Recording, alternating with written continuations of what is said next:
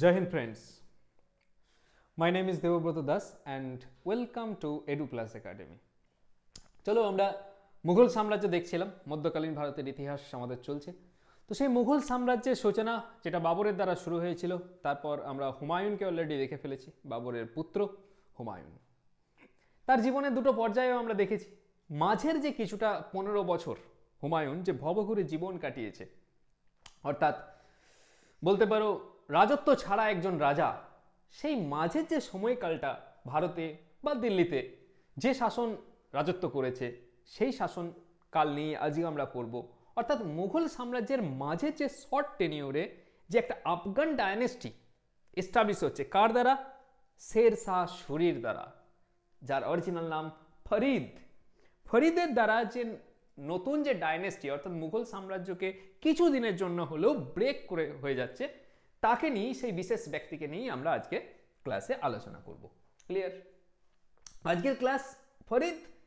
ফরিদ থেকে কিভাবে তার শের খাঁ বা শের শাহে পরিণত হবে, ফরিদ থেকে শের খাঁ, শের খাঁ থেকে শের শাহ, তার যে জীবনের এই যে জার্নি, মজাদার কাহিনী, একদম খুবই রোমাঞ্চকর কাহিনী, সেই রোমাঞ্চকর কাহিনী আজকে আমরা শুনবো, সেই রোমাঞ্চকর কাহিনী নিয়ে আলোচনা করব।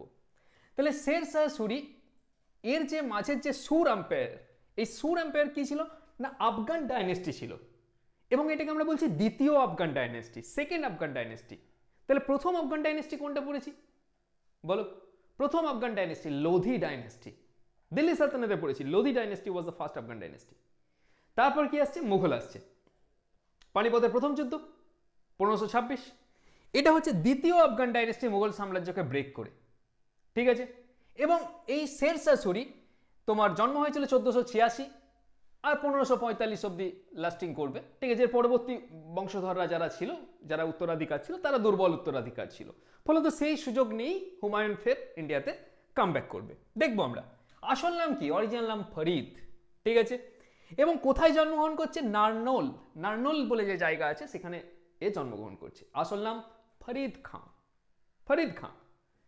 ছোটবেলা থেকেই কি হয় না, এর বাবার অনেকগুলো বিয়ে ছিল, নিয়ার অ্যাবাউট 11খানা বিয়ে করেছিল, এবং এ ফরিদ জন্মের পর পিতার বা মায়ের ভালোবাসা সেইভাবে কোনোদিনই পায়নি। সৎ মায়ের অত্যাচারে অত্যাচারিত, সেখান থেকে ঘর ছাড়া। এবং ইউপির জনপুর বলে যে জায়গা ছিল, জনপুর, যাকে আমরা ইস্ট, সিরাজ অফ ইস্ট বলে থাকি, পূর্বের সিরাজ বলা হয়, যেটা একটা লার্নিং হাব ছিল, সেখানে এ এডুকেটেড হচ্ছে, সেখানে এ শিক্ষিত হয়েছে। এবং এই শিক্ষা একে প্রথম অ্যাচিভমেন্ট এনে দেয়, এই শিক্ষা একে প্রথম অ্যাচিভমেন্ট এনে দেয়। শিক্ষা ফার্স্ট অ্যাচিভমেন্ট, এবং দ্বিতীয় অ্যাচিভমেন্ট একে দেয় এর সাহস, অদম্য সাহস এবং শক্তি, একে সেকেন্ড অ্যাচিভমেন্ট প্রদান করে। এবং থার্ড অ্যাচিভমেন্ট বুদ্ধি এবং ধৈর্য। এর দ্বারাই কি হচ্ছে, এইভাবেই দিল্লির সিংহাসন নিজের অধীনস্থ করবে। দেখবো সেই সমস্ত কাহিনী, সেই সমস্ত গল্প আমরা আজকের ক্লাসে শুনবো। ক্লিয়ার? এ ছোট একটা জায়গা, বিহারের সাসারাম, সেখানকার জাগিরদার, ঠিক আছে। কার ছেলে ছিল না? হাসান খানের ছেলে ছিল। হাসান খান যে বিহারের সাসারামের, সাউথ বিহারের মধ্যে পড়ছে, সেই ছোট্ট একটা জায়গার জাগিরদার, এবং তার কাছ থেকে বিমাতার অত্যাচারে নিপীড়িত, সেখান থেকে সে পালিয়ে যাচ্ছে।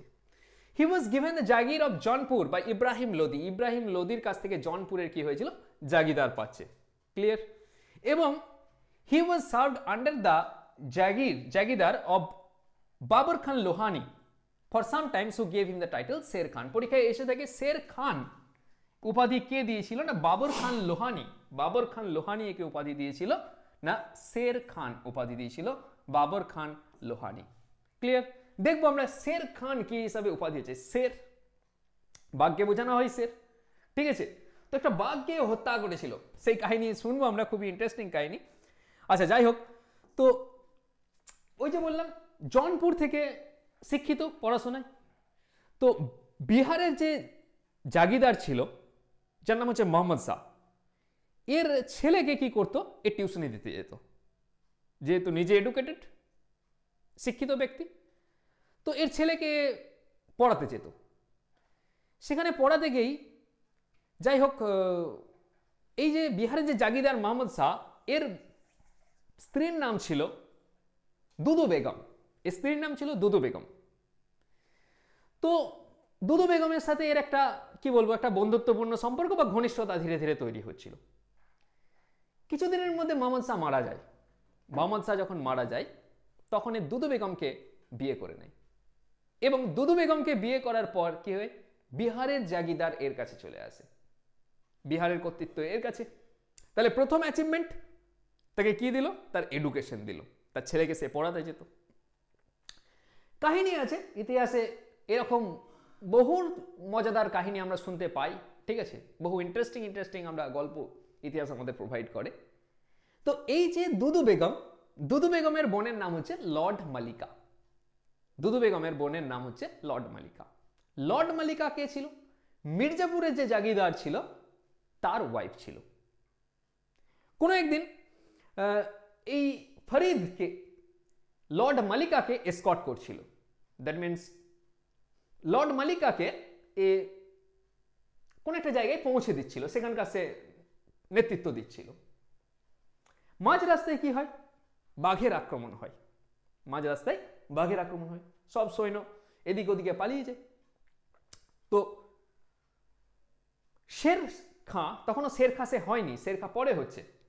তো ফরিদ কি করে না, নিজে ওই বাঘকে হত্যা করে, বাঘকে মেরে দেয়। যখন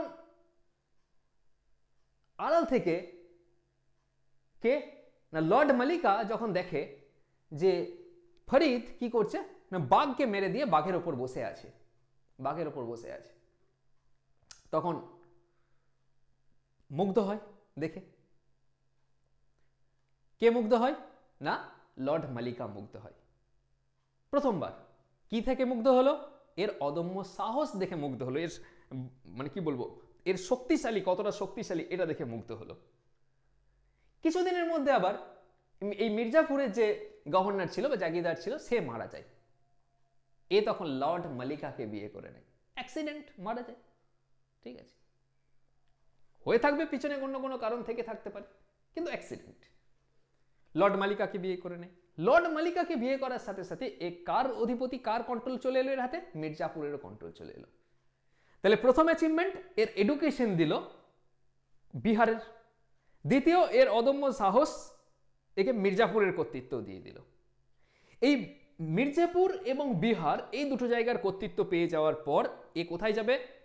বেঙ্গলকে অ্যাটাক করতে যাবে, বাংলাকে নিজের অধীনস্থ করবে। হুমায়ুনের সময় সেই কাহিনী আমরা শুনেছি। 1538 সেখানে 10 মাস হুমায়ুনকে কি করবে না, সেখানে আফিম, তারপর নর্তকী এর দ্বারা ভুলিয়ে রাখবে এবং নিজেকে সেই সময় সেই 10 মাস নিজের পাওয়ারকে কনসলিডেট করতে শুরু করবে। ক্লিয়ার? আচ্ছা চলো দেখি, ফের আবার আমরা নোটে ফিরে যাই, পুনরায় ফের গল্পে যাব। আচ্ছা, তো এর শুরুতে কি ছিল না, শের তাহলে কি হলো না, ফরিদ থেকে ওই বাঘ মারার পর কি হলো না, শের খাঁয়ে পরিণত হলো। তখন কিন্তু শের শাহ হয়নি। তারপর যখন বাংলাকে জয় করবে, বাংলা জয় করে এ নিজের উপাধি নিয়েছিল রিয়ায়েত ই আলা। রাজার উপাধি নেয়নি, রিয়ায়েত ই আলা উপাধি নিয়েছিল। ক্লিয়ার? আচ্ছা, তো যাই হোক, he also join Babur's army. বাবরের আর্মিতেও এই কিছুদিন কি করেছিল, কাজ করেছিল বাবরের অধীনে। একটা জায়গায় গল্প আছে যে বাবরের অধীনে যখন এ অ্যাজ এ সেনা হিসাবে যখন সেখানে ব্যাটেল অফ তোমার খুব সম্ভবত ব্যাটেল অফ চান্দেরিতে যখন প্রথম নোটিস করছে বাবর, কাকে না, এই ফরিদকে। কোন একটা জায়গায় কোন একটা বড় প্রাণী যখন যুদ্ধে যাওয়া হতো, তখন তো যে প্রাণীকে পাওয়া যেত সেই প্রাণীকে হত্যা করে তাকে রোস্ট করে হোক, যেভাবে হোক তার মাংস খাওয়া হতো। যাই হোক, তো সেই রকম কোন একটা বড় প্রাণীর মৃতদেহ সেখানে রাখা আছে, সেটাকে প্রিপারেশন করা হয়েছে। তো ফরিদ, বাবর নোটিস করছে ফরিদ কি করছে, নিজের তরবারি বার করে সেই মাংস খণ্ডকে কতগুলো পিসে কাটছে।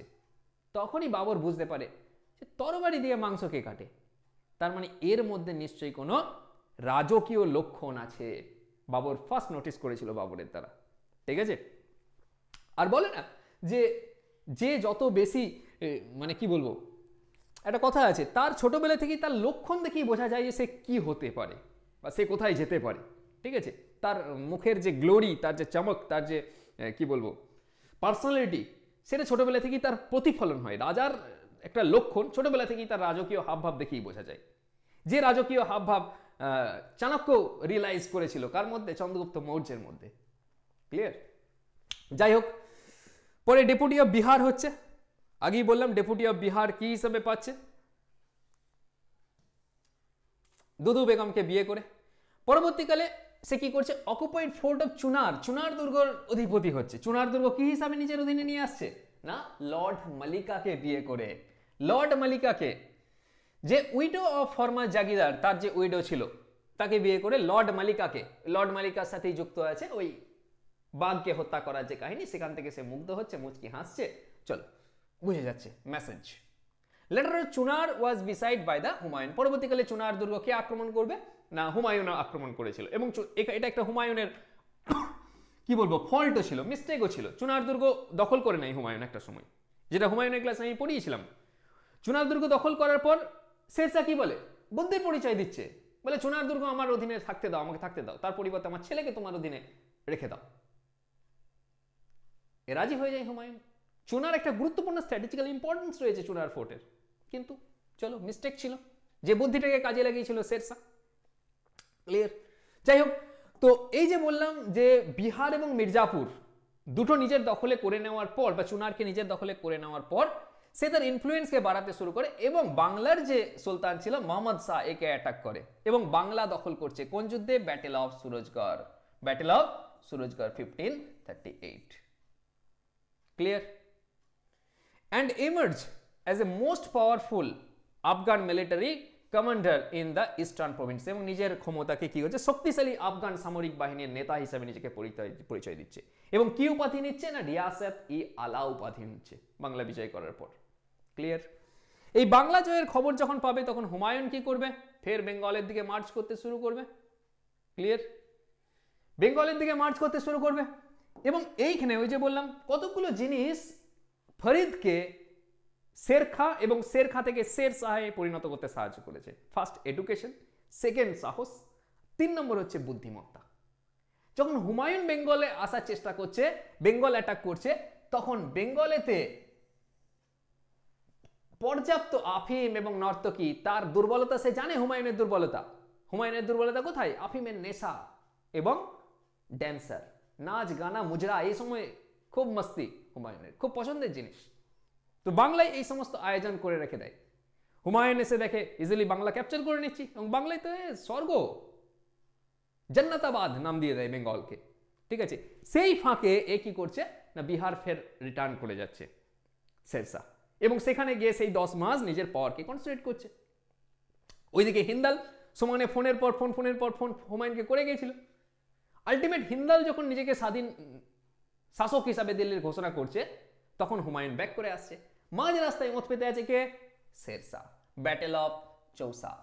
ঠিক আছে? এবং চৌসার যুদ্ধও বলেছিলাম, সামনাসামনি দুটো সেনাবাহিনী সামনে ওয়েট করে বসে আছে, অপেক্ষা করছে। তারপর শেরশাহ সেখান থেকে ব্যাক করে যায়। হুমায়ুনের সেনাটা ভাবে আমরা জিতে গেছি, চলো বলে সঙ্গে সঙ্গে আফিম বার করো।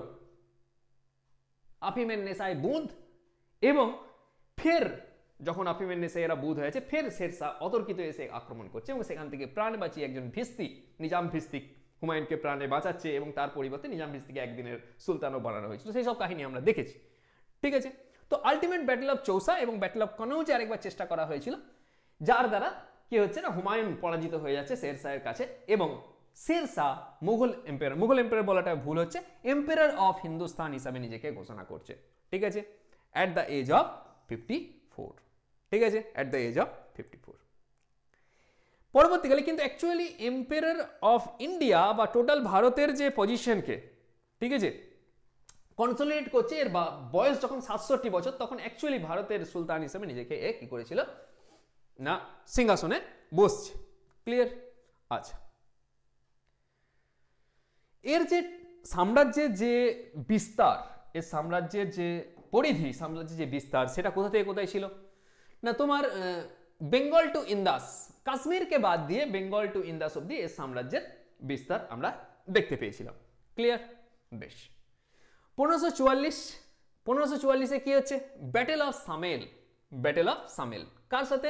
বিটুইন মালদেও কোথাকার রুলার ছিল? মারওয়ার যে জায়গা ছিল তার রুলার ছিল। And Sher Shah who was supported by the princes of Bikaner, Kalyan Das and Bhim, and was also by Bairam Deo of Merta, all of whom nurses কি গার্ডেস এগেনস্ট মালদেও। যাই হোক, এখানে কি হচ্ছে না, ব্যাটল অফ সাম্বেল এই যুদ্ধের পরিচয় আমরা দেখতে পাচ্ছি। খুব একটা ইম্পর্টেন্ট কিছু নেই। শেরশাহের সাথে কার হয়েছিল? মালদেবের হয়েছিল। ঠিক আছে, মালদেব মারওয়ার প্রভিন্সের যে রুলার ছিল সেখানে সে হয়েছিল। ক্লিয়ার? আচ্ছা, শেরশাহ তারপর কি করছে? আজমিরকে কনকোয়ার করছে এবং যোধপুরকে কনকোয়ার করছে। এই দুটো জায়গাও দখল করেছিল শেরশাহ। অর্থাৎ দেখতে পাচ্ছি শেরশাহ নিজের পাওয়ারকে কি করছে? আরো কনসলিডেট করছে নানান জায়গা জয় করার সাথে সাথে। ঠিক আছে, বেশ। এবার দেখো শেরশাহ কি করবে না, শেরশাহ তখন মেওয়ারের দিকে অগ্রসর হবে। শেরশাহ তখন কার দিকে না, মারওয়ার বা মেওয়ারের দিকে অগ্রসর হবে and occupied almost entire Rajasthan, এবং মোটামুটি রাজস্থানের প্রায় অংশই কি করে নেবে? দখল করে নেবে। ঠিক আছে, এইখানে একটা কাহিনী আছে যে শেরশাহের নিজের পুত্রই কি করেছিল? সুসাইড করেছিল। শেরশাহের এক পুত্র সুসাইড করে মারা যায়। কেন না, এই যে রাজস্থানের যে জায়গাটা আমি দখল করার কথা বলছি, এখানে পুরানমলের নাম আসবে। ঠিক আছে, এই যে kingdom of Raisen was ruled by Puranmal, পুরানমলের নাম আসবে। পুরানমলের নাম আমি বলছি। এই শেরশাহের কাছে বিশ্বাসঘাতকতায় পরাজিত হয়। শেরশাহের কাছে বিশ্বাসঘাতকতায় পরাজিত হয়। দেখো শেরশাহের টার্গেট কি? দিল্লি থেকে কোথায় না, গুজরাটকে ক্যাপচার করা। গুজরাট যে শাসকই দিল্লিতে বসেছে তার মেন উদ্দেশ্যই হয়েছে কি না, একদিকে পূর্বে এদিকে বেঙ্গলকে ক্যাপচার করা আর এদিকে গুজরাটকে ক্যাপচার করা। ঠিক আছে, কারণ মেন ট্রেডিং সেন্টার, এখান থেকে অসীম সম্পদ পাওয়া যেতে পারে। তো গুজরাট যেতে গেলে কোথা হয়ে আসতে হবে? রাজস্থান হয়ে ভায়া রাজস্থান যেতে হবে। তা সেখানেই পড়ছে কি পুরানমলের টেরিটরি। ঠিক আছে, এবার পুরানমল কি বলে না, পুরানমল বলে ঠিক আছে তুমি যাও, কোনো অসুবিধা নেই, আমাকে এবং আমার ফ্যামিলিকে যেন কোনো কি করা হয়, গায়ে যেন হাত না দেওয়া হয় আমার এবং আমার ফ্যামিলি, আমাদেরকে সেফলি এখান থেকে বেরিয়ে যেতে দাও। শেরশাহ কুরআনে হাত রেখে প্রতিশ্রুতি দেয় যে তোমার পরিবারকে আমি কিছু করব না। ক্লিয়ার? কিন্তু এই প্রতিশ্রুতি দেওয়ার পর যখন পুরানমল তার ফ্যামিলির লোকজনদের সাথে বেরিয়ে যাচ্ছে, তখন তাদেরকে কি করা হয়? ফের ক্যাপচার করা হয়। কুরআনে হাত রেখে প্রতিশ্রুতি দিয়েও সে যখন বিশ্বাসঘাতকতা করে, তখন এর এক ছেলে কি করে না, সুসাইড করে মারা যায়। সুসাইড করে নেয়। হয়তো সেই সময়কার উলেমা বা ধার্মিক যারা আছে, মৌলবী উলেমা যারা আছে, তারা হয়তো পরামর্শ দিয়ে থাকবে শেরশাহকে যে কাফেরদের জন্য দিব্যি কোনো ভ্যালু রাখে না। কাফেরদের জন্য যে তুমি শপথ খাচ্ছ, সেই শপথ তুমি ভাঙো কি তোরো, সেই শপথের কোনো ভ্যালু নেই। সেটা কোনো তোমার এথিক্সকে কি করছে না, হার্ট করছে না। হয়তো হয়ে থাকবে। ক্লিয়ার? যাই হোক, ইতিহাসে এই বিশ্বাসঘাতকতা, এই যে কালো দাগ শেরশাহের লাইফে কিন্তু জড়িয়ে আছে, যেটা পুরানমলের সাথে সে করেছিল। ক্লিয়ার? এতটাই এ ঘৃণ্য কাজ করেছিল যে পুরানমলের মেয়েকেও কি করেছিল, বাইরে বিক্রি করে দেয়। ক্লিয়ার? এরকম ইতিহাস বহু কি বলবো ডার্ক অধ্যায়কে বহন করে নিয়ে যায়। ইতিহাসে বহু জিনিস আছে। যাই হোক, শেরশাহের জীবনের শেষ ক্যাম্পেন যদি বলতে হয়, সেটা হচ্ছে কলিঞ্জার দুর্গকে আক্রমণ, কলিঞ্জার ফোর্ট। সেই সময়ে মনে করা হতো কলিঞ্জার দুর্ভেদ্য ছিল। ব্যাটেল অফ কলিঞ্জার 1545 এগেনেস্ট রাজা ভাট্টি অ্যান্ড তিরথ শাহ, এদের এগেনেস্টে যুদ্ধ চলছিল এবং কলিঞ্জারকে মনে করা হতো কি টু বুন্দেলখান্ড, বুন্দেলখান্ড যাওয়ার চাবিকাঠি। এবং সেই সময়কার কিলঞ্জার এই তোমার কলিঞ্জার ফোর্ট এতটাই পাওয়ারফুল ছিল বা একে মনে করা হতো দুর্ভেদ্য, কেউ দখল করতে পারবে না কলিঞ্জার ফোর্ট। ঠিক আছে, তো যখন কলিঞ্জার ফোর্ট দখল করছে, তখন যখন কলিঞ্জার ফোর্টে লড়াই করছে, তখন নিয়ার অ্যাবাউট শেরশাহ বা শেরশাহ সুরির বয়স হচ্ছে 72 বছর। 72 বছর বয়সের একজন যুবক, যুবক বলাটাই বেটার হবে, 72 বছর বয়সের একজন যুবক। কেন যুবক বলছি, বৃদ্ধ কেন বলছি না, নিজে কামানে বারুদ ভরছে এবং যুদ্ধক্ষেত্রে নেতৃত্ব দিচ্ছে, তাহলে যুবক বলবো না কি বলবো? এখনকার দিনে 72 বছর বয়সের লোক সোজা করে লাঠি ধরে হাঁটতে পারে না। সে নিজে কি করছে, কামানে বারুদ ভরছে এবং সে মতো অবস্থায়, তখন তো এখনকার দিনের মতো অত সিকিউরিটি ফিচার্স ছিল না, কি হয়, কামান বাস্ট করে যায় এবং তার দ্বারা কি হয়, এ ঘায়েল হয়, কামান বাস্ট করে কি হয়ে যায়, ঘায়েল হয়ে যায় এবং মৃত্যুশয্যায় পড়ে থাকে।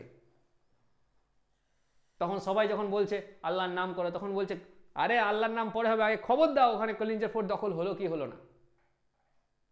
যখন খবর আসে যে কলিঞ্জের দুর্গ কি হয়েছে, ফতেহ হয়েছে, কলিঞ্জের দুর্গ দখল করে ফেলেছি, বলে হে আল্লাহ, শুকুর আল্লাহ করে মৃত্যুবরণ করে, আল্লাহর নাম করে মৃত্যুবরণ করে যাচ্ছে যখন কলিঞ্জার ফোর্ট দখলের খবর পাচ্ছে। পরবর্তী যারা উত্তরাধিকার আসছে, ওই যে বললাম সেখানে গান বাস্ট করে এবং সে ইনজিওর্ড হচ্ছে এবং ডায়েট করছে, ঠিক আছে।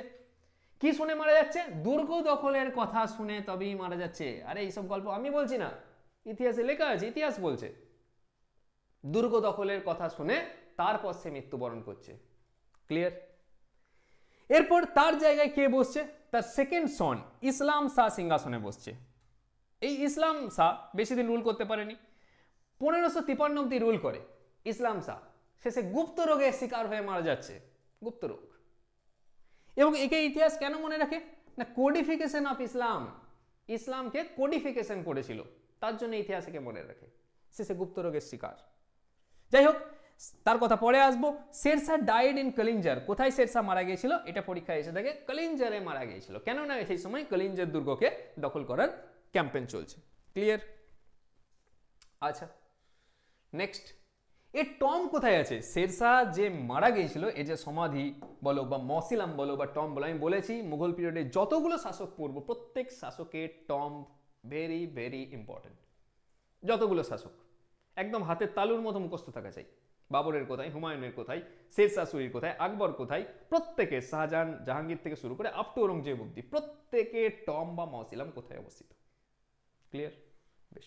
এর সমাধি কোথায় আছে না, রোটাস বা অনেক অনেক জায়গায় পরীক্ষায় ডাইরেক্ট সাসারাম দিয়ে দেয়। অ্যাকচুয়ালি সাসারামের কাছে রোটাস বলে যে জায়গা আছে, বিহারি, যেহেতু বিহারের তোমার জাগিদার ছিল, সেখানকার থেকে বিলং করছে। তো এই হচ্ছে তোমার ডান দিকে এই ছবিটা দেখতে পাচ্ছ, এটা হচ্ছে শেরশাহের যে সমাধি। ক্লিয়ার? আচ্ছা, কিসে না, জলের নিচে এবং অষ্টভুজ আকারে রয়েছে। ঠিক আছে, অষ্টভুজ আকারে, অক্টাগোনাল শেপে রয়েছে, জলের নিচে দেখতে পাচ্ছ ছবি তোমরা।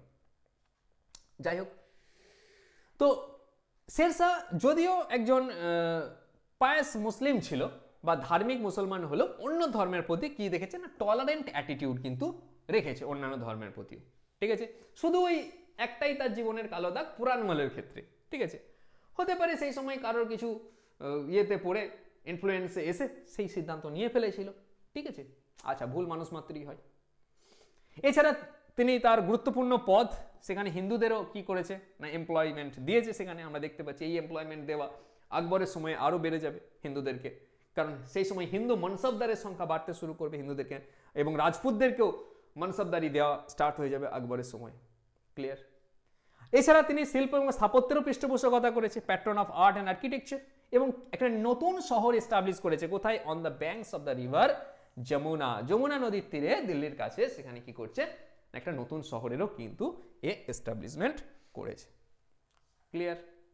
আচ্ছা, কি তৈরি করেছে? পুরান কিলা, যেটাকে আমরা ওল্ড ফোর্ট বলে থাকি। পুরান কিলা, পুরান কিলা, পুরান কিলা, শের মন্ডল, শের মন্ডল নামটা মনে পড়ছে? এই শের মন্ডলেতে কি না, লাইব্রেরি থেকে আজানের খবর শুনে, আজান শুনতে পেয়ে যখন লাইব্রেরি থেকে হন্তদন্ত হয়ে নেমে আসছে, তখনই কার মৃত্যু ঘটেছে?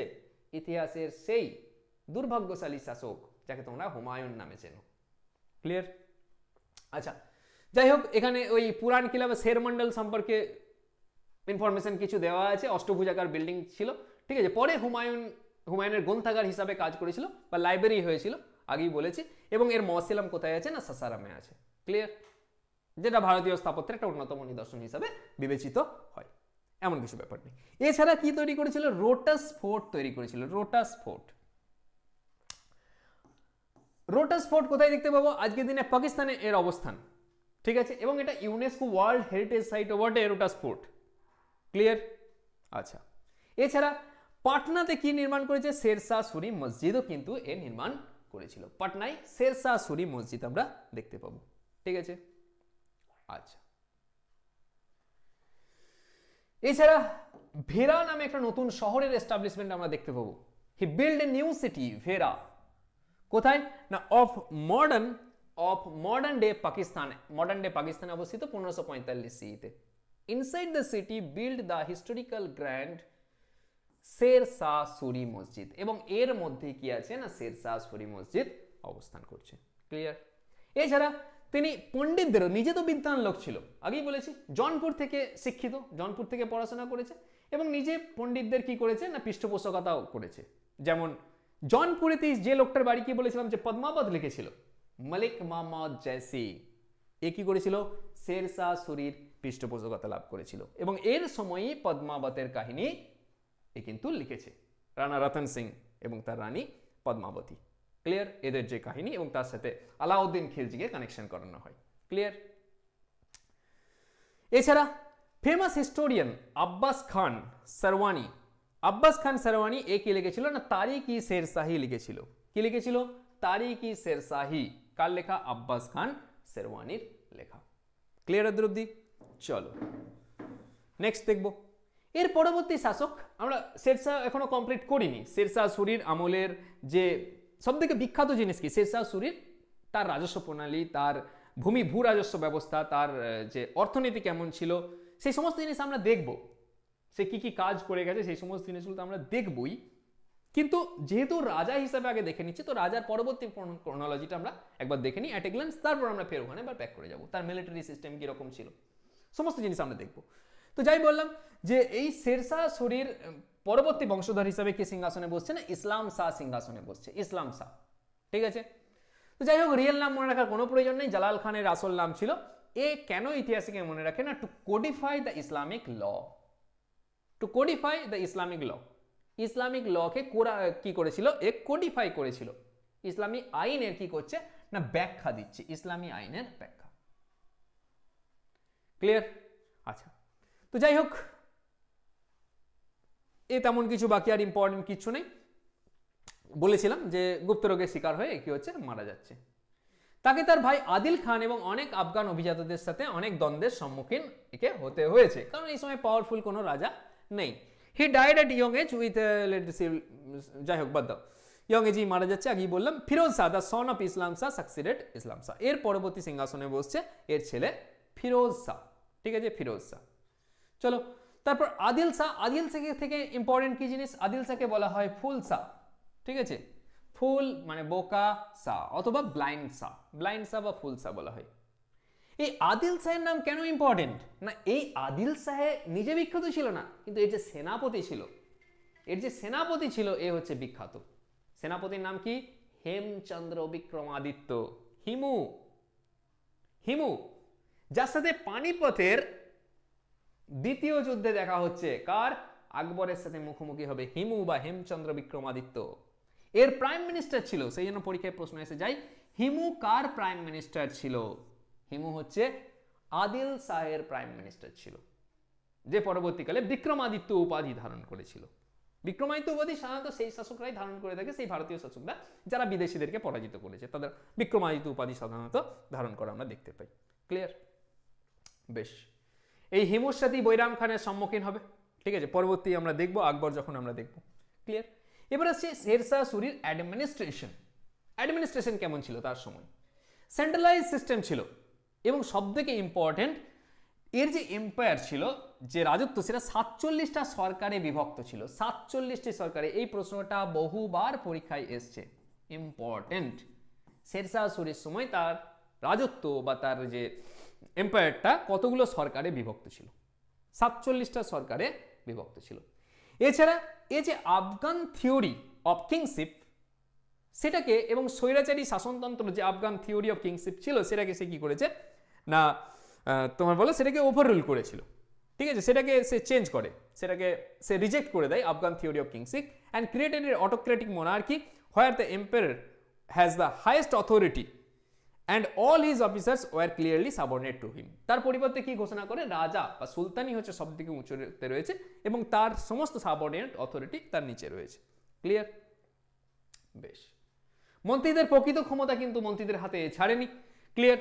সুলতানের ক্রমাগত তত্ত্বাবধান এবং কেন্দ্রীকরণ ছিল, এইভাবে এর প্রধান দুর্বলতা ছিল অতিরিক্ত কেন্দ্রীকরণ বা হাইলি সেন্ট্রালাইজেশন সিস্টেমই এর পরবর্তীকালে এর দুর্বলতার কারণ হয়ে যায় এই এম্পায়ারের। কারণ হাইলি সেন্ট্রালাইজেশন তখনই পসিবল যদি শাসক শক্তিশালী হয়। কিন্তু শেরশাহ সুরির পর পরবর্তী সুর এম্পায়ারে যে সমস্ত শাসক আমরা দেখলাম, ইসলাম শাহ বলো বা বাকি যে সমস্ত আদিল শাহ বলো, এরা কেউই সেই শক্তিশালী শাসক ছিল না। ফলত সেই সেন্ট্রালাইজেশন সিস্টেমকে ধরে রাখার মতো ক্ষমতা কিন্তু এদের ছিল না, মেনটেন রাখার মতো। ক্লিয়ার? বাকি দেখতে পাচ্ছ যে তার এম্পায়ারকে কতগুলো প্রভিন্সে ভাগ করা হয়েছিল, তার প্রভিন্সকে ফার্দার কতগুলো সরকার আমরা দেখেছি, বলো কতগুলো সরকার? 47টা সরকার, 47টা সরকারে বিভক্ত ছিল। Sarkar further classified into parganas further classified into villages, এবং ভিলেজের যে প্রধান থাকতো তাকে কি বলা হতো? হেডম্যান বলা হতো। ঠিক আছে? এবং একে কি মেনটেন রাখার দায়িত্ব ছিল না, ভিলেজ লেভেলে ল অ্যান্ড অর্ডারকে মেনটেন রাখার দায়িত্ব কার ছিল? তোমার এই হেডম্যানের উপর ছিল।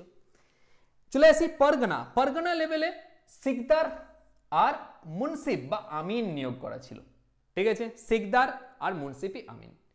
এই মুন্সিফের কাজ ছিল কি না, সিভিল জাস্টিস দেওয়া। ঠিক আছে? সিভিল ম্যাটারে অর্থাৎ বিবাহ রিলেটেড, ডিভোর্স রিলেটেড, জমি জমা রিলেটেড মামলা দেখাশোনা করার দায়িত্ব ছিল মুন্সিফ বা আমিনের। সিকদারের কাজ ছিল ক্রিমিনাল জাস্টিস দেওয়া। ঠিক আছে? অর্থাৎ ক্রিমিনাল অফেন্সের ক্ষেত্রে বিচার করার অধিকার ছিল সিকদার। চলে এসো তার উঁচু লেভেলে, সরকার লেভেলে সিকদার এ সিকদারান আর মুন্সিফ এ মুন্সিফান, এই সমস্ত টার্মগুলো পরীক্ষায় এসে থাকে। সিকদার এ সিকদারানের কাজ ছিল ক্রিমিনাল জাস্টিস দেওয়া, একই কাজ, কিন্তু কোন লেভেলে না, তোমার সরকার লেভেলে। মুন্সিফ এ মুন্সিফানের কাজ কি ছিল? সিভিল জাস্টিস দেওয়া, কোন লেভেলে? সরকার লেভেলে। তাহলে এটা তুমি বলতে পারো যে মুন্সিফ এ কার অধীনে ছিল? মুন্সিফ ই মুন্সিফানের অধীনে ছিল। বা সিকদার কার অধীনে ছিল? সিকদার ই সিকদারানের অধিকারে ছিল। ঠিক আছে? কার কাজ ক্রিমিনাল জাস্টিস দেওয়া, কার কাজ সিভিল জাস্টিস দেওয়া, আমি ক্লিয়ার করে দিয়েছি। এবং ভিলেজ লেভেলের যে প্রধান ছিল তাকে ভিলেজ হেডম্যান বলা হতো, ঠিক আছে? আচ্ছা, ভিলেজ হেডম্যানের দায়িত্ব কি হয়েছে বললাম? লোয়ার লেভেলে অর্থাৎ পঞ্চায়েত লেভেলে অর্থাৎ লোকাল অ্যাডমিনিস্ট্রেশন মেনটেন এই সময় কিন্তু হয়ে গেছে। অর্থাৎ আজকের দিনে যে পঞ্চায়েত ব্যবস্থা তার কিন্তু উত্তরসূরি বলা যেতে পারে এক প্রকার এই শেরশাহ সুরির সময়, কিন্তু ওই মডেল এস্টাবলিশ হয়ে গেছে। Local responsibility for local crime, headman কি করবে? সেই সমস্ত ব্যাপারগুলো বিবেচনা করবে, তার দায়িত্ব এই সমস্ত জিনিসগুলো। ওই যে বললাম, এছাড়া দুটো পার্সনকে অ্যাপয়েন্ট করা হয়েছিল equal rank for Sarkar and Pargana লেভেলে। আগে আমি তার কথা বলে দিয়েছি। ঠিক আছে? এমনকি সরকার ও পরগনার কর্মকর্তাদের নিয়োগ ও বরখাস্ত করার ক্ষমতা গ্রহণ করে তিনি বৃহত্তর কেন্দ্রীকরণকে প্রভাবিত করেছিল। ক্লিয়ার? আচ্ছা, এরপর চলে আসি রেভিনিউ অ্যাডমিনিস্ট্রেশন কিরকম ছিল? রেভিনিউ অ্যাডমিনিস্ট্রেশন করার জন্য সে প্রথমেই কি করে না, জমিকে একটা মাপন পদ্ধতি, জমিকে প্রপার ওয়েতে মাপা হয়, তিনটে ক্যাটাগরিতে ভাঙা হয়, গুড, মিডল অ্যান্ড ব্যাড। তিনটে ক্যাটাগরিতে ভাঙা হয় এবং সেই অনুযায়ী তাদের ট্যাক্সকে ফিক্সড করার ব্যবস্থা করা হয়। এবং এক্ষেত্রে একটা প্রণালী খুব ইম্পর্টেন্ট হয়ে যায়, রে প্রণালী কি ছিল বলতে পারো আজকের দিনের এমএসপি। ঠিক আছে? রে প্রণালী মানে সরকার নির্ধারণ করে দিত একটা দাম, কোন একটা চাষি সেই মিনিমাম প্রাইসের নিচে কাউকে বিক্রি করবে না। অর্থাৎ কোন একটা চাষির কি হয়েছে না, ধান উৎপাদন করেছে, সে পার কিলো 30 টাকা কেজি হিসাবে 30 টাকা পার কেজি নিচে মূল্যে কাউকে কোনো জমিদার সেই ফসলকে কিনতে পারবে না। এটা হচ্ছে মিনিমাম সাপোর্ট প্রাইস বা এমএস রে প্রণালী। পরীক্ষায় এসে থাকে রে প্রণালীর জন্মদাতা কে না, শেরশাহ সুরি। এছাড়া বললাম জমির পরিমাপের ভিত্তিতে ভূমি রাজস্বের মূল্যায়ন করা হতো এবং বপন করা জমির পরিমাপের পদ্ধতি হলো রে নামে পরিচিত ছিল। ক্লিয়ার? এবং জমির মানের ভিত্তিতে কি করা হতো না, কোয়ালিটি অফ ল্যান্ডের উপর বেস করে ট্যাক্স নেওয়া হতো, যেটা 1/3 শেয়ারের উপর বেস করে হতো। ক্লিয়ার? এবং এটা কি ছিল না, রূপান্তরযোগ্য ছিল। ক্লিয়ার? আচ্ছা, তার মানে তুমি ক্যাশও দিতে পারবে, আবার তোমার মনে হলে কি করবে না, তুমি শস্যর হিসাবেও তুমি দিতে পারো। ক্লিয়ার? বেশ, নেক্সট ওই যে বললাম ল্যান্ড ওয়াজ ডিভাইডেড ইনটু তিনটে ক্যাটাগরিতে বিভক্ত ছিল, গুড, ব্যাড অ্যান্ড মিডল, তিনটে ভাগ ছিল। এছাড়া কবুলিয়ত আর পাট্টা ইম্পর্টেন্ট হয়ে যায়। কবুলিয়ত আর পাট্টা কি ছিল? কবুলিয়ত আর পাট্টা আজকের দিনে দলিলের মতো ব্যাপার, একটা প্রপার ডকুমেন্টেশন ছিল। ধরো রাশিদুর বলে কোনো একটা চাষি আছে, সেই রাশিদুরের কাছে কি আছে না, কি পরিমাণ, তার কত পরিমাণ জমি আছে, ধরো তার 10 বিঘা জমি আছে। এই 10 বিঘা জমিতে কি হয় না, 10 বিঘা জমি কি রকম টাইপের, গুড, মিডল না ব্যাড, সেই টাইপের সেপারেট ভাগ হয়ে গেছে। এবং এত বিঘা জমিতে অমুক চাষ হয়, ধান চাষ হয়, এত বিঘায় গম চাষ হয়, এত বিঘায় আখ চাষ হয়, ঠিক আছে। তার একটা প্রপার ডকুমেন্টেশন, সেটাকে জেরক্স করানো হতো। আরে ভাই জেরক্স এমনি বলছি, মানে দুটো কপি বানানো হতো। একটা কপি কার কাছে থাকবে? একটা কপি রাজার কাছে থাকবে, আর একটা কপি কার কাছে থাকবে? চাষির কাছে থাকবে, চাষির কাছে থাকবে। রাজার কাছে যে কপি থাকবে সেটা হচ্ছে পাট্টা, সেটাকে বলা হতো পাট্টা। আর তার উপর বেস করে যে কাগজটা চাষির কাছে থাকছে সে দ্যাট মিনস কবুলিয়ত, সেটা হচ্ছে কবুলিয়ত। সে কবুল করছে যে আমার এই জমিতে এত পরিমাণ জমি আছে, তারতে এত ফসল উৎপন্ন হয় এবং তার মাথাটা আমি দিতে প্রস্তুত, ঠিক আছে। তাহলে পাট্টা আর কবুলিয়ত কে নিয়ে এসেছিল? শেরশাহ সূরি নিয়ে এসেছিল। জমিকে তার কোয়ালিটি অফ ল্যান্ডকে বেস করে মেজার করে কি না গুড, মিডল আর ব্যাড, তার জন্য উপযুক্ত অফিসার নিয়োগ করা ছিল যে জমিকে সার্ভে করবে, দেখবে যে এই জমিতে কি ফসল হবে, এই জমির কোয়ালিটি কেমন না কেমন, সমস্ত জিনিস, ঠিক আছে। সেই অনুযায়ী চাষিকে গাইড করা হতো। ক্লিয়ার? তাহলে কবুলিয়ত আর পাট্টা বোঝা গেল। আচ্ছা, এছাড়া দুর্ভিক্ষ ত্রাণ তহবিলের জন্য কৃষকদের কাছ থেকে প্রতি বিঘা 2.5 কি করা হতো? সেস ট্যাক্স নেওয়া হতো, সেস ট্যাক্স নেওয়া হতো, ঠিক আছে। ফেমাইন রিলিফ ফান্ড, ঠিক আছে। যদি হঠাৎ করে দুর্ভিক্ষ হয়ে যায় তখন কে সামলাবে? তখন রাজা ব্যাকআপ দেবে, তার জন্য একটা এডিশনাল ট্যাক্স নেওয়া হতো। মোস্ট ইম্পর্টেন্ট, একদম লিখে নাও, দুটো কয়েন, রুপায়া আর একটা হচ্ছে দাম, এই দুটো কয়েনকে ইন্ট্রোডিউস করেছিল, যার মধ্যে রূপোর কয়েন বা সিলভার কয়েন ছিল রুপি বা রুপায়া। রুপি আজও এই টার্মিনোলজিটা আমরা আজও বহন করে নিয়েছি, রুপি আমরা হামেশাই বলে থাকি। এছাড়া কপার কয়েন ছিল দাম। ঠিক একই রকম মিলতা জুলতা বলো তো টঙ্কা আর জিতাল কে ইন্ট্রোডিউস করেছিল? তোমাদের কমেন্ট সেকশনে জানাও, কমেন্ট সেকশনে, ঠিক আছে। টঙ্কা আর jital, silver coin tanka and copper coin jital কে ইন্ট্রোডিউস করেছিল? এখানে সিলভার কয়েন হচ্ছে রুপি এন্ড কপার কয়েন হচ্ছে দাম, ঠিক আছে। এই দুটো প্রশ্ন কিন্তু পরীক্ষায় এসে থাকে, দুটো প্রশ্ন এক জায়গায় বলে দিলাম, রুপি দাম আর এটা হচ্ছে টঙ্কা জিতাল, ঠিক আছে। চলো, ওই যে বললাম তারিখে শেরশাহী, আগেই বলে দিয়েছি, রিপিট হয়ে গেছে আরেকবার। আব্বাস খান শেরওয়ানির লেখা হচ্ছে বই তারিখে শেরশাহী, ক্লিয়ার। এছাড়া জাজিয়া হিন্দুদের কাছ থেকে সংগ্রহ করা হতো, ঠিক আছে, এটা অ্যাবলিশ করা হয়নি, এটা এই সময় ছিল। বেশ, চলো নেক্সট, মিলিটারি অ্যাডমিনিস্ট্রেশন। মিলিটারি অ্যাডমিনিস্ট্রেশনে কিছুটা আলাউদ্দিন খিলজির যে মিলিটারি অ্যাডমিনিস্ট্রেশন ছিল সেটা কি ধারাবাহিকতা রেখেছিল, সেটা কি বজায় রেখেছিল? সেই বজায় রেখেই আমরা দেখতে পাচ্ছি যে এখানে কি না দাগ আর হুলিয়া দুটো সিস্টেমকে সে কন্টিনিউ রাখে, ঠিক আছে। রিইন্ট্রোডিউস করেছিল। দাগ আর হুলিয়া অ্যাকচুয়ালি ইন্ট্রোডিউস কে করেছিল? আলাউদ্দিন খিলজি। দাগ কি বলেছিলাম? ব্র্যান্ডিং অফ হর্সেস, ঘোড়াকে চিহ্নিতকরণ, এবং চেহারা বলেছিলাম যে তোমার identity card of his soldiers, ঠিক আছে। বেশ, next, judicial administration of Sher Shah Suri. ওই যে আগে আমি ওই চার্টেতে ক্লিয়ার করে দিয়েছি, ক্রিমিনাল জাস্টিস কারা দেখতো, সিভিল জাস্টিস কারা দেখতো, সেই সমস্ত জিনিস আমি বলে দিয়েছি। এছাড়া কাজী বা মুনসিফ আর আমিন এরা কি ছিল? Interested with the job of imparting civil justice দেওয়ার কাজ ছিল এদের কাছে, ক্লিয়ার। ওই যে চার্টটা দিয়েছি ওই চার্টের মধ্যে সমস্ত কিছু আছে। এছাড়া trade and commerce, trade and commerce থেকে সব থেকে ইম্পর্টেন্ট হচ্ছে এই ট্রেডিংকে উন্নত করার জন্য বাদশাহী সড়ক নির্মাণ করেছিল। বাদশাহী সড়ক, গ্র্যান্ড ট্যাঙ্ক রোড যেটাকে বলে জিটি রোড বা বাদশাহী সড়ক, ঠিক আছে, ইন্ট্রোডিউস করেছিল। From the Indus river to the west to Sonargaon, অর্থাৎ ইন্দাস রিভার থেকে শুরু করে বাংলা সোনারগাঁও অব্দি এর বিস্তার ছিল, ক্লিয়ার। এছাড়া তিনি আগ্রা থেকে যোধপুর হয়ে চিত্তরগড় এবং তারপর আগ্রা থেকে মান্ডু পর্যন্ত একটা রাস্তাও কিন্তু নির্মাণ করেছিল। লাহোর থেকে মুলতান পর্যন্ত রাস্তা নির্মাণ করে, বহু রাস্তা এর সময় নির্মিত হয়েছিল এবং এই রাস্তার পাশে সরাইখানা নির্মাণ হয়েছিল, সরাইখানা, ঠিক আছে, সরাইখানা নির্মাণ। এছাড়া ডাক চৌকি, ডাক ব্যবস্থাকে ইমপ্রুভ করা। এই যে সরাইখানাগুলো কি হিসেবে কাজ করতো না, চিঠিপত্রের এখানে এসে জমা হতো, ঠিক আছে, আবার সেখান থেকে অন্য সরাইখানায় চিঠি লেনদেন হতো, অর্থাৎ একটা গুপ্তচর ব্যবস্থা এবং তার সাথে ডাক পরিবহন ব্যবস্থাও কিন্তু ইন্ট্রোডিউস হয়েছিল, ক্লিয়ার। ওই যে বললাম হি প্ল্যান্টেড ট্রিজ, রাস্তার ধারপাশে প্রচুর গাছ নির্মাণ করেছিল এবং custom duty was taken only at 2 places throughout the empire। দুটো জায়গায় কি হতো কাস্টম ডিউটি নেওয়া হতো, একটা হচ্ছে পশ্চিম ও মধ্য এশিয়া থেকে আসা পণ্যের জন্য সিন্ধু নদীতে একটা ওখানে যে ঢুকবে তাদেরকে কাস্টম ডিউটি দিতে হতো, আরেকটা ছিল বাংলা বিহার সীমান্তে সিকরি গলিতে উৎপাদিত পণ্যের জন্য এবং পূর্ব এশিয়া ও অন্যান্য অংশ থেকে আসা আমদানি যে দ্রব্য সেখানে শুধুমাত্র এই দুটো জায়গায় কাস্টম ডিউটি নেওয়া হতো, বাকি আর কোনো জায়গায় কাস্টম ডিউটি কিন্তু আদায় করা হয়নি, ক্লিয়ার এর অবধি? আচ্ছা, এই যে বললাম ডাক চৌকি কিন্তু এর সময় ইম্পর্টেন্ট, একদম পরীক্ষায় এসে থাকে ডাক চৌকি। রাস্তা ও সরাইখানা যে নির্মাণ হয়েছিল, road and sarais were called architects of his empire, তার এম্পায়ারের মূল আর্কিটেকচার কিসের উপর বেস করেছিল, মূল ভিত্তি ছিল কিন্তু এই সরাইখানাগুলো, ঠিক আছে, এগুলোকে বলা হতো ডাক চৌকি, এখান থেকেই খবরাখবর আদান প্রদান চলতো, ঠিক আছে। বেশ, এছাড়া মালিক মোহাম্মদ জয়সির পদ্মাবত আমি আগেই বলে দিয়েছি, রিপিট করে দিয়েছি।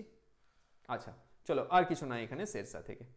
শেরশাহ সুরির সময় ওই যে জাস্টিস সিস্টেম এতটাই মানে কঠোর দেখালাম আমি, বা লোকাল অ্যাডমিনিস্ট্রেশন এতটাই স্ট্রিক্ট ছিল যে গল্প আছে যে কোনো একজন বয়স্ক ভদ্রমহিলা, সেও নাকি রাত 2টোর সময় এক ব্যাগ ভর্তি সোনা নিয়ে হামেশাই দিল্লি থেকে অন্য জায়গায় যেতে পারতো, তার টেরিটরির ভেতরে যেতে পারতো।